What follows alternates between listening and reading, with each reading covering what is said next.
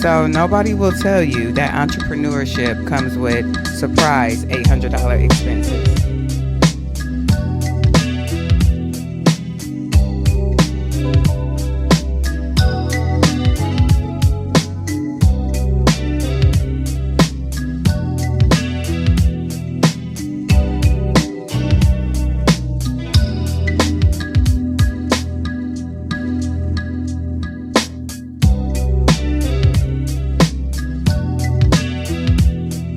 Owning the business and the building means unexpected expenses are a part of the job, unfortunately. You have to be able to prepare, pivot, and keep going.